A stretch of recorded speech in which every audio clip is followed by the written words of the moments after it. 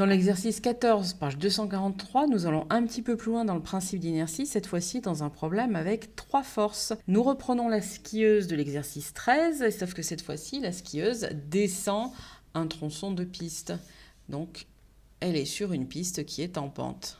On nous informe qu'elle est en mouvement rectiligne uniforme et ça doit immédiatement éveiller dans votre esprit le premier principe de Newton, aussi appelé principe d'inertie. On vous dit qu'on néglige les forces de frottement fluide, c'est-à-dire celles qui sont dues à l'air seulement. Mais il n'y a pas que ces forces de frottement-là. Et d'ailleurs, au passage, j'en profite pour en corriger l'énoncé. On vous dit qu'il y a seulement 2 forces qui s'exercent sur la skieuse, en réalité c'est 3. Nous allons tout de suite les identifier. En premier lieu, vous avez forcément le poids, puisque la skieuse est à proximité de la terre. La skieuse est posée sur un support qui est la piste, donc vous avez forcément la réaction R.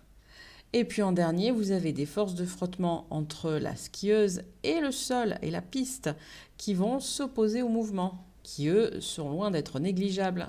On vous demande dans la question 2 de proposer une relation entre ces forces tout en la justifiant. Alors une relation, ici on va attendre une relation finalement mathématique. Qu'est-ce que l'on sait? On sait que la skieuse est en mouvement rectiligne uniforme. On a déjà dit que ça devait nous faire penser au principe d'inertie. Donc déjà, on commence par le citer, d'après le principe d'inertie.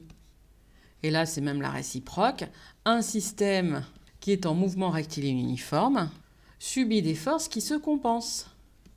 Comment traduire ça mathématiquement? Des forces qui se compensent, ça veut dire que si je les ajoute vectoriellement, P plus R plus F est égal à vecteur nul. Nous allons maintenant voir ce que ça représente géométriquement en les représentant, ces 3 forces. Donc la skieuse que je représente par son centre de gravité descend une piste rouge. Elle est soumise à son poids, qui est vertical vers le bas. Elle est soumise à la réaction du sol, qui est perpendiculaire au sol. Et elle est soumise donc à ces fameux frottements qui, eux, s'opposent au mouvement. Ils sont dirigés vers l'arrière. Frottement, c'est une force de contact. Ils vont donc partir du centre de la surface de contact entre la skieuse et le sol, là où finalement on a appliqué notre réaction. Opposés au mouvement, donc ils se dirigent vers l'arrière. On pense à les nommer.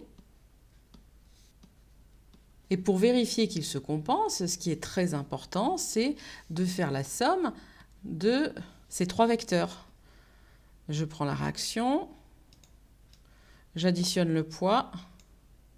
Je vois qu'il n'est pas parfaitement vertical vers le bas d'ailleurs, et j'additionne les frottements.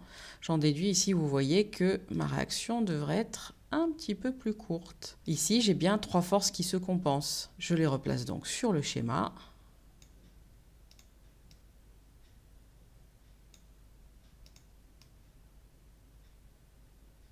Et voici une schématisation des 3 forces qui s'appliquent sur la skieuse.